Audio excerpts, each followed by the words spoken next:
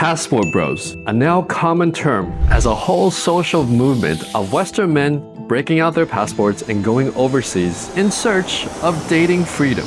But is there true freedom overseas? Or is this all hype? In this video, I'm gonna deep dive into the world of passport bros. And by the end of this video, you will know if this is a realistic option for you, and if it is, where exactly to go and what you can expect.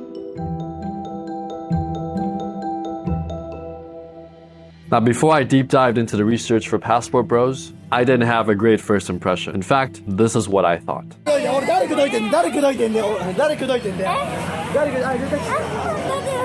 Because they're gonna give you play anyway. And here's how Western women are responding. Majority of men that are moving to Thailand, what I came across, they are losers back home. They're not successful in their own countries. They don't have as much money, so they can't really get a woman back in their own countries. You know this LBH, you know what it stands for? What? Loser back home. It's easier for these men to go overseas, get one of these victims. Y'all are taking advantage of these women. Now, as a guy who spent the last 23 years in the United States, to me, when I came here for college, my goal was to win the game here. And the idea of even leaving or going abroad meant losing this game. This is not an option, nigga. But I didn't realize how hard the dating game was to win in the States, especially as an Asian guy, until I actually spent some significant time abroad. It was then that I started to form a new perspective, and I began to understand why these men were choosing to leave Western countries. You know, I got out of America because I got tired of half the country hating the other half the country. You know, I mean, it's so divisive that you just can't imagine how divisive it is. This isn't the country I grew up in. I'm no longer happy here. It's not worth using the mental capacity to find. They're out there in the United States. They're out there. But a problem with U.S. women, number one is, we've talked about this a lot, masculinity. Okay. When this, I'm not going to get too deep into this one, but just one thing, I don't like it when women call me bro. But I don't know. It's just overall, all aspects that you'd be looking for out of somebody, I found a better chance of finding it overseas. Now, watching these videos, I know it's easy to think that they're just going to these third world countries to take advantage of the women there. Instead of spending effort working on themselves, they spend their effort trying to hack the system and not improving their own hygiene, looks, communication skills, what they have to offer. But as I dive deeper, I realize it's not just the minority guys. They're good-looking Asian and white guys too doing this. Here's an example. Here, they just hit me with it. So how many girls are you seeing? They're like, girlfriends you got? I'm like 5. I'm like, you can be number 6. So here, you have lots of beautiful white girls, and they're open to date all the Asians. He's based in Poland, and this guy gets quality like you won't even believe, bro. He's the biggest slayer I know, and he's Asian. Okay, nobody else. Okay. White guys, black guys, they claim to get 9s, 8s, and 9s regularly. Right. This guy actually gets it. Asian guys just do better. So whether you're a guy who's just looking for arbitrage, or you're a guy who's actually improved himself and are looking for better options, either way, men are taking advantage of this one thing: dating arbitrage. But I want you to explain, what is a passport bro? Some guy who's exercising his first world passport to go to, third world countries to exercise that US dollar to or euro to peso currency conversion to get 4 or 5 times on your home currency. But where do women come into all of this? Yeah, utilizing their status and their home country to come and maybe get a dating arbitrage and do better in that target. And is that what you've been doing? Yeah.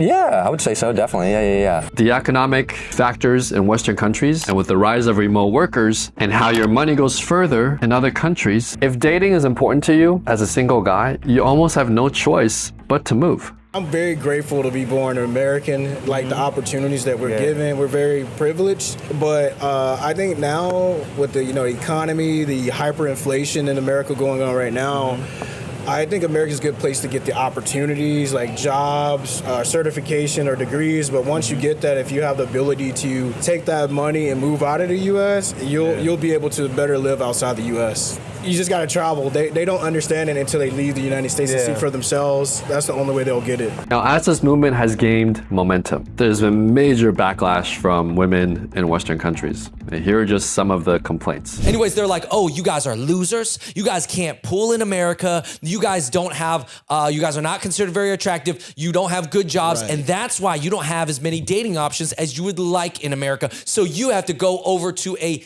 easier market. If you make $38,000 a year, you better cut the grass, you better wash dishes, cook food, wash clothes, fold, I mean, everything. I'm adding myself. So that's all I have for you. I don't bring anything I don't have anything to bring to a table. What the hell? If men are traveling overseas to countries that have less money and less education, it's because they want a woman who is dependent on them for their livelihood. A lot of the men I know that go overseas to find wives are not great dudes. Can you be more specific? Yeah, they're pervy. By the way, that, what's his name, Austin? Was talking, because I saw the other videos of him going like, hey, you would have sexual intercourse with me tonight, right? And she's saying, yes. They about to really get a lick on him. That's what's really about to happen. I deserve to have a traditional wife. They want to go be a passport, bro. And I'm like, bro, you're fat, you're broke, you don't deserve a traditional wife. You need to level up. So trust me, she's not marrying you for love, she's marrying you for your green card. I couldn't help but wonder, are these Western women right? Are passport bros just losers looking for a shortcut in life? If you search for passport bros on YouTube, these are the most popular titles and thumbnails. Let's just say they're not the most politically correct. Obesity in American women is out of control. Top 5 countries to date white women. Attention, passport bros, women in Belize are begging for US men. Some might say this is a little sleazy, a little low class, but here's why I think passport bros are getting so much hate. The problem is threefold. 1. A lot of these guys actually make money. Their main source of income is from traveling and sharing their secrets with a lot of other men who want to move overseas. As you can see, my Patreon has grown significantly. I make $8,000, over $8,000 a month on Patreon. And I started my Patreon 10 months ago. And so do you maintain a U.S. job that's based in another country?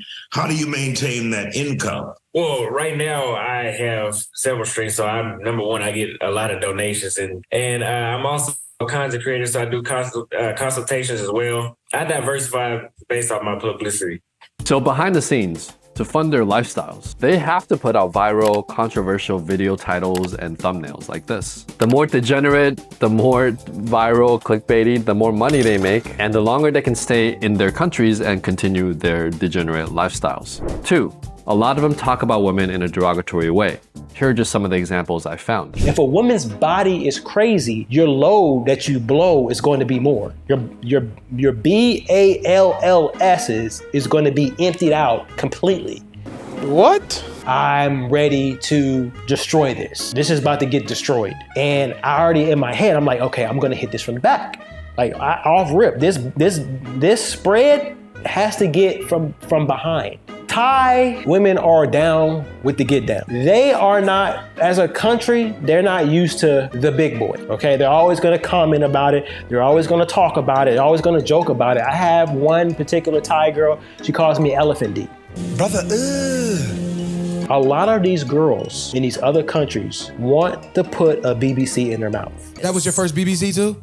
Yes, All right. it was. You tweeted, quote, "My guts got rearranged so good from taking 3 dicks yesterday. I'm still feeling it right now," end quote. I have a soft spot for British women, especially the white ones, because after you pound them out, they're cool to hang out with afterwards. Wow, this is just from one video. To be fair, Skylar gives some really great information as a guy who's traveled all over the world, but his language and for gosh sake, watch your language. The words that he uses, I think the only reason he hasn't been canceled yet is because 1, he's funny, and 2, he's overseas. And the third most troubling sign of all, by the way, this is not all the passport bros, just a small segment. These guys are actually using women as objects to make money. There's a specific term for this, but I can't say it on YouTube. Let's play again. Take off clothes again. Or they use money to exchange for sugar. Or I can be a sugar baby, or whatever the case is. That is where the world is going. And being a sugar daddy overseas is a lot cheaper than being a sugar daddy in the States. These women overseas, when you go in and you are quote unquote sugar daddy and you're giving them money and gifts, we're talking about less than $100. Spoil a girl, I'm gonna go to the Philippines and we're gonna spoil her. It's $60. So let's understand, let's talk. This is why so many men are flocking, older men are flocking to these other countries, because they can leverage their dollars, they can leverage assets. I had a woman from Ukraine as a sugar baby in England. These old dudes ain't coming here for them old girls, bro. They ain't spending no money on them older girls. They want that young, fresh meat.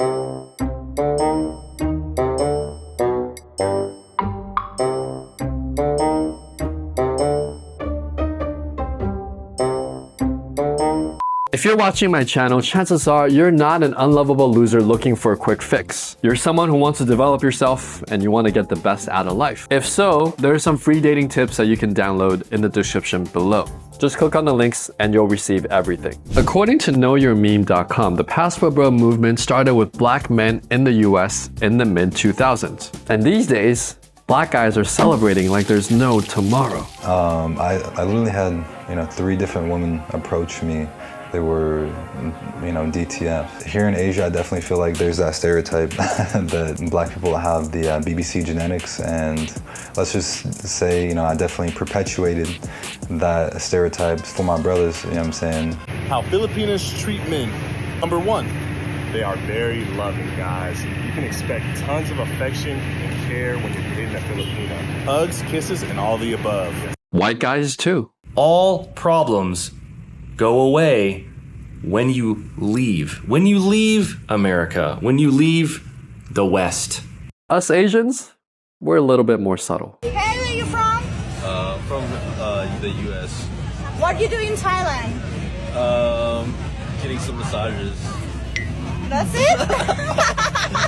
If you're enjoying this video, don't forget to hit the sub button. When you do, you'll get a notification on my next video where I explore the subculture world of Asian passport bros. Remember this girl earlier? I deserve to have a traditional wife. They want to go be a passport bro. She gets a lot of hate from all the guys, but she's kind of right. If you listen to the second part of her argument. Are you against passport bros or? I understand the fundamentals of it for those who have done everything in life to make sure they are a man. But if you're not a man, I don't think you deserve that, honestly. If you don't have your life together, what makes you think you know how to appreciate a traditional wife? If some other guy who's living here who's never had an idea of what a male figure is in his life, he's going based off of whatever little content he picks from the internet. He's saying, well, I want a traditional wife. But therefore, he doesn't even have like a credit score. He doesn't even have like his life in check. He's still driving the hoopty from high school. But you want a traditional girl. Like what happens when you bring that girl over here? You're gonna basically make her a Western woman and she's gonna realize like this guy really doesn't have his shit together. Now she's gonna cheat on you. Problem is, guys who've never worked on themselves, they're looking for a shortcut to get laid, thinking that will make them happy. But sometimes looking for shortcuts creates bigger problems, and your shortcut suddenly becomes a long cut. A bank robber who plans out a bank heist over 2 years, studying the floor plans, studying all the security guard schedules. The risk is he might go to jail for the rest of his life. Now that same guy could have put the same amount of effort into building a business and he would have made even more money. So you might be a ratchety passport bro getting ratchety girls, whereas before you couldn't even get any. But you'll still run into other life problems if you're a guy who's never worked on himself. The biggest thing I've seen is people either running out of money, setting up a business that doesn't work, money, getting a job, and then the money you're earning. If you get a job here, you're not going to be on good money. So yeah, you can live in paradise, but you're not on very good money. Working online, not making enough money. This is my thought in my head, coming to live here. I'll go somewhere else, and I'll go somewhere else, and I'll go somewhere else until I find what I want. There is a saying, wherever you go, there you are. Your mental issues, your self-esteem issues, your search for approval, all of those things don't change no matter where in the world you go. Hell, you could be on a different planet and still feel the exact same things. And it's natural for arbitrage to happen, including dating arbitrage. This is just a flow of nature. To understand why this phenomenon occurs, you have to kind of appreciate the underlying assumption of the transaction in the sexual marketplace, which is at base, men are attempting to exchange resources for sexual opportunity, and women are attempting to exchange their sexual opportunity for resources. And I'm using resources in the most broad sense possible. It's not necessarily money, though it certainly could be. It could also be attention. It could be emotional validation. It could be instrumental support. It could be children. It could be commitment. It could be time, all kinds of things. It's resources like everything except sex. Mm-hmm. But where I do have a problem is this. When guys go to other countries and they refuse to work on themselves, they still have bad style, bad hygiene. You take a look at them and you're wondering, can this guy get any girls at all? They haven't worked on reaching their potential and they're just relying on the passport to leech off of these macroeconomic factors. And to me, that is a definition of a loser. The perfect example of the loser, the white guy English teacher in Taiwan. And some young foreign teachers, they are living a promiscuous life in China. They party a lot, they drink a lot, they smoke a lot, they have so many different girlfriends. Yeah. I can say that because I live in Taiwan and I know these guys. They're Westerners who come here, they party till 4 a.m., they drink, they smoke, they go teach English. They're loud, obnoxious, and yes, they'll get the Asian girl who wants to get a taste of that foreign meat. But besides teaching English, a language that they didn't have to work for, they have no other skill set. They have nothing to offer society. Leveraging your passport is not a new phenomenon. In fact, it's been happening earlier than you think. Before the passport bros, before social media, there were the mail order brides bros. The mail order bride business reached a fever pitch in the 90s when women in Russia and Eastern Europe were looking for a better life. The US economy was booming, they wanted the American green card, and back then the US was #1, and the rest of the world was still playing catch up. Back during the infant stages of the internet, back when modems made this sound. Back when visiting a developing country meant that you had to perhaps pack your own toilet paper. Back when the American dream was really the American dream. I see a lot of similarities between these mail order bride guys and the loser passport bros. They're like a less evolved version of the passport bro. I want to warn you, what you're about to see is super cringe. So if you're eating or drinking something, you may want to put that down for a second. When was your last serious relationship? Like, here? I've never had one. My name's Bobby Cannon. I'm 46. I tend to be a little bit shy, so I don't meet a lot of folks for relationship purposes. And here's what these guys have to offer. And are you quite experienced with women? It depends what context you put in. Talking to them, possibly, but whole intimate relations, possibly not. We have arrived.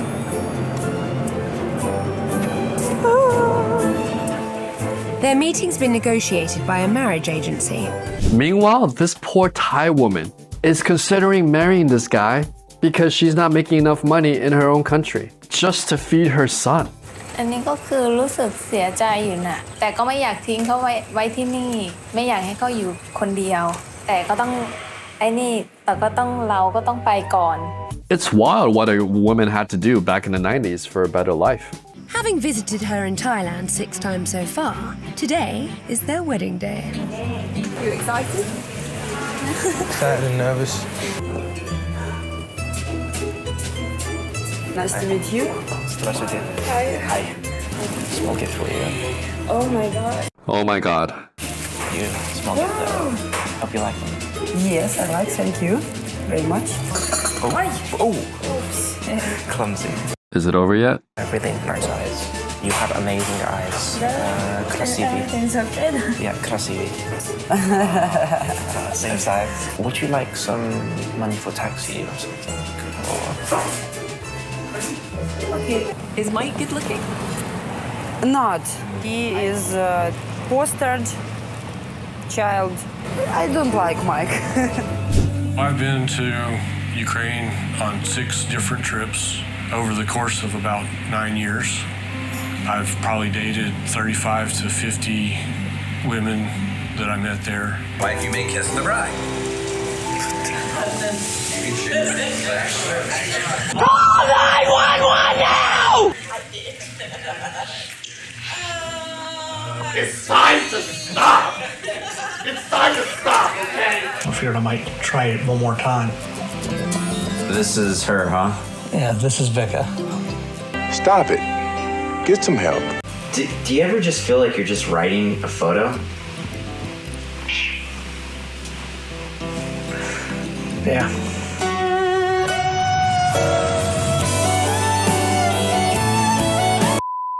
Wow, what a train wreck. So the old white guy with no future, no job prospects has now evolved to the young passport bro. It's not just the guys though. When I dived into this, guys, I really deep dived. There are now UK ladies, old ladies, using their passports to marry African men. Hey, dating arbitrage is dating arbitrage. Anybody can leverage it. So, introducing the passport girl, or I should say the passport old lady. They leave their husbands in the UK, come here and have fun with a black man. Yeah. And then go back to their husband in the UK, yeah. The only thing he came for was a visa, passport, have a better life than he had there. It was his escape. He drove us to the airport. We got talking, just chit-chat. Yeah, we just chatted for 3 or 4 months. And my marriage was over, and the marriage had many, many turns in the road as it went down that street. Anyway, this whole passport girl side is another tangent that we can dive into in another video. But my point is this: dating arbitrage is available to all. Back to the bros. Is there any redemption here? Are there normal guys who are just ahead of the game and they're doing well and they're adding value and they're actually moving to a different country for a better life? I found a few. Wait, choke me harder. That's too soft. That's all you got? Here's Jimmy. He's a famous YouTuber. He's making money, he's having fun with his friends, he's traveling, and he's adding a lot of value. He's interviewing the girls, he's giving them exposure. He's not a loser out of nowhere. And more importantly than that, if you watch his Riz, he's actually got some game. He knows how to talk to women. He knows how to make them feel appreciated, fun, excited. He knows how to flirt. How do you feel about Nobu? Nobu, I like Nobu. You like Nobu? Yeah, why? You want to take me out to Nobu? I want to take you out. Yeah. Oh, really? Yeah. Oh, man, I'm kind of tired, but you're kind of convincing me to go to Nobu. He's not just exchanging a transaction, passport or money for sexual value. Here's a second guy. He's geomaxing in Eastern Europe. And not only do you have the pretty Poles, you also have a massive diaspora from Ukraine. Connor talks about dating, but this guy is actually already in a relationship. And the words that he's using to describe women are a bit more classy. What are the main things you love about Warsaw compared to Western Europe? Yeah, so basically I'm French-Belgian, so I grew up in Western Europe, and I decided to move to Warsaw for many reasons. In his video, he's not just talking about getting the girl or getting the D wet. He's talking about what it's like to live in that country, the weather, the food, the culture. He's holistically looking at what it's like to actually live and spend a few months in Eastern Europe. If you're watching my channel, you want a better dating life, you want to add value, you want to create win-win situations, right? If so, there are some free dating tips that you can download in the description below. This is one of my mentors.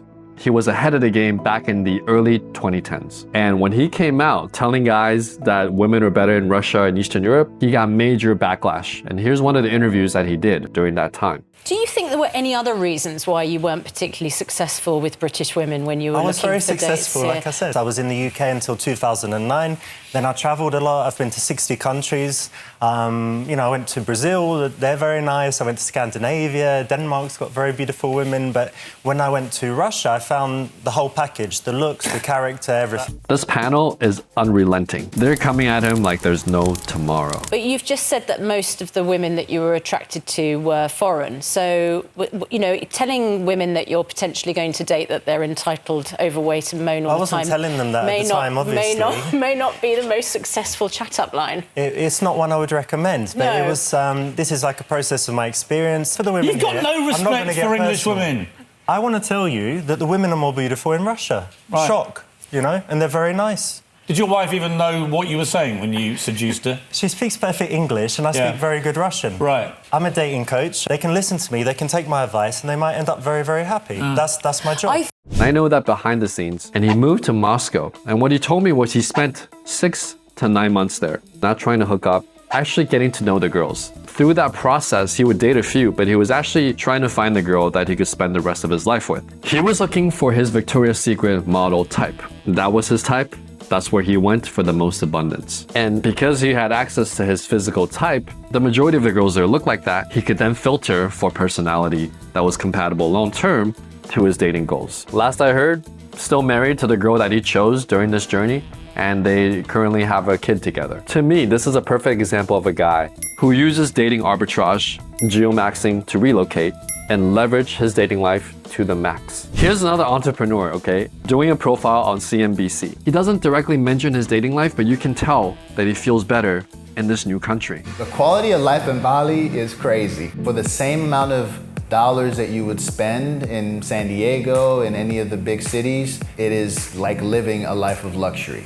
The way I grew up in America, I always felt left out, and because of being a person of color, I also felt that there were certain times in my life where I just didn't feel valued as a human being. But then when you step into a place like Bali, that all goes away. It went away from me. Behind the scenes, there are a lot of quote-unquote passport bros that you haven't heard of. Friends of mine who are in Brazil, Mexico, Southeast Asia, ballers with companies making millions, tens of millions of dollars that are digital, online, and automated. These guys are not the ones posting viral, sensational, degenerate YouTube clips. You never heard of these guys because they have very tight-knit social circles. They don't want to be famous, but they're fully taking advantage of this dating arbitrage behind the scenes, and you don't even know it. The ones that you're seeing on YouTube are just the guys trying to make money. Now, where should you go if you want to experience dating arbitrage? It's now easier than ever to remotely work and travel or run a digital business. And after my deep dive, these were the 4 countries that came up. Now, I'm gonna exclude Russia, you know what's going on there.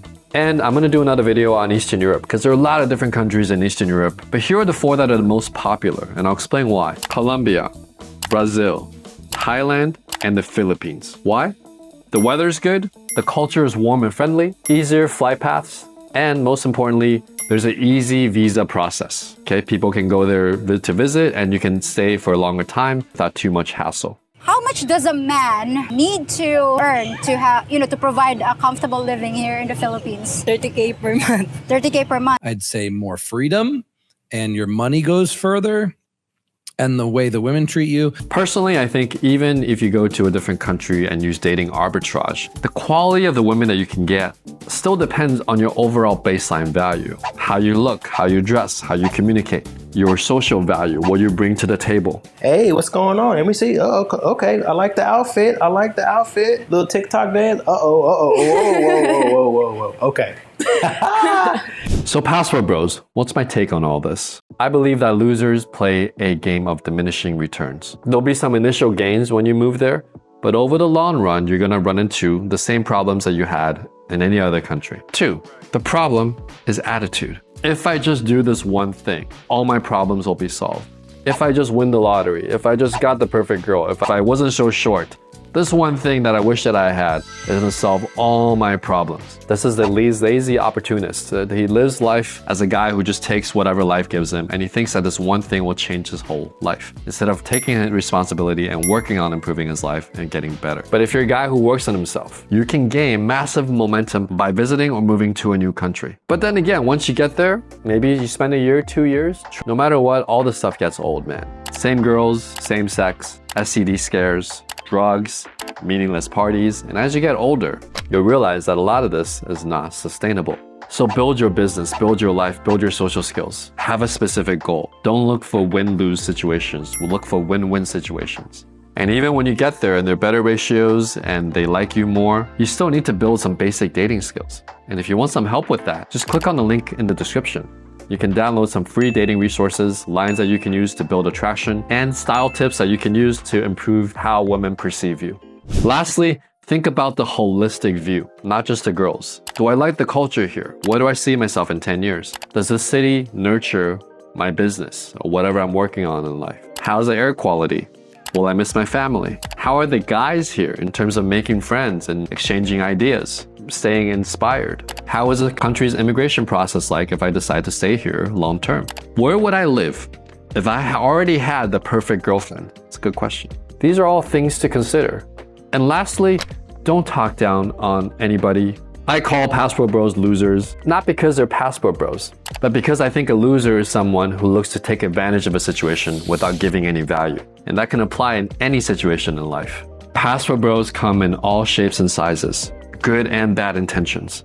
No matter where you are now, my suggestion is work on your social skills, work on your game, and explore the world. Before I go, I want to tell you a quick story. And this story will illustrate the power of dating arbitrage. So I was working at Google at the time and I was feeling burned out. So I took a 1-month vacation to go see a friend in Brazil. He just married a Brazilian girl. I was at the wedding. And then I extended my stay for 1 month to check out Brazil.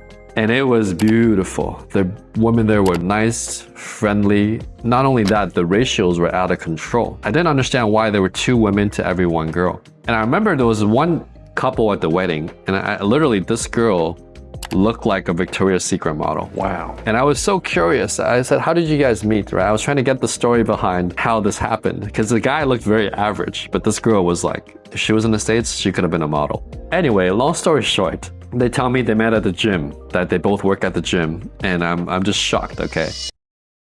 What the fuck? And then I meet the bride's brother, and the bride's brother has a beautiful girlfriend too, and she tells me, oh yeah, he cheats on her all the time. It's like something guys do here, and the women just put up with it. I was like, why is this happening? And she tried to explain to me that in Brazil, there are so many beautiful women, and the ratios are so imbalanced that the guys can cheat on the girls, and the girls just kind of have to put up with it. And that was unbelievable to me. So I end up having a great time in Brazil, and I fly back to Sunnyvale, California, okay, where I lived while I was working at Google. And I remember the week that I flew back, I went to the salsa class down in Japantown in San Jose. Back then, there was a guy called Jimmy that would do these weekly salsa classes. And I go to salsa class, and of course, I'm disappointed at the turnout because the girls, I'm used to Brazilian girls, and I come back to, you know, the Bay Area. But there was this one girl who was the most beautiful girl there. She probably, on a scale of 1 to 10, she'd probably be like an 8 in terms of conventional beauty. Wow! And I remember I just came back from Brazil, and I was super confident. I was feeling very good about myself, and I wasn't needy like most of these guys in the Bay Area were, that are very like, you know, they want, hey, can you please dance with me? They're like very, very needy, and you can tell they're thirsty during salsa class. And I went up to her and I said, hey, would you like to dance? Okay, just not thirsty at all. And I remember she looked at me and she said, maybe in a bit. And then she walked away. And that moment, kind of a lightning flashed in my head. I'm like, wow, I wasn't even hitting on her. I was just asking for a dance, and she had so many options that she was like, yeah, I'm gonna wait and see what my options are. So after that, I just realized, like, look, it's crazy out here. Bay Area sucks. But I also realized this over time. Being mad at girls in the Bay Area is like being mad at the guys in Brazil for cheating on their girlfriends. Okay, I've never cheated on any of my girlfriends. I don't condone cheating. Because of the imbalance, right? People get used to a certain type of environment and they feel entitled to it. So being mad at girls in San Francisco for being somewhat acting entitled is like being mad at the sun for rising, being at the sky for being blue. The guy version of the San Francisco girl is the guy in Brazil. Because the San Francisco girl has massive male ratios and all the guys are pretty well off because they work in tech. And the guy in Brazil has all these hot girls that, you know, are after them because of the ratios. So it's the same thing. And after a while, human nature is you get used to things and you start behaving like, oh yeah, I have all these options. I'm not mad at these girls. Now I am mad sometimes when they take it too far, they abuse their power, but I'm not mad for someone for getting used to the sense of entitlement because over time, it just becomes normal to them. So instead of getting mad at the Bay Area girl, what I did was they have more options. Market is not in my favor. There's no point to be mad at something that is just taking its course. So instead, I focused all my energy, all my effort into planning to move away from the Bay Area. I started saving up. I started researching where I wanted to live. I started making next steps. So no matter where you are now, there's always a way to plan out the next step and really to leverage your life the best way you can. And if you want some help with that, check out all my courses. Below this video are all the links to all of my courses. You can learn how to talk to women better, how to do your online dating, how to build your social circle, how to improve your style. And for Asian guys, how to specifically get over that foreignness factor that we have in Western countries. And if you're on YouTube binging videos, here's a great entertaining video that shows you the 7 best flirting tips from the late night master Craig Ferguson. It's right here. Enjoy.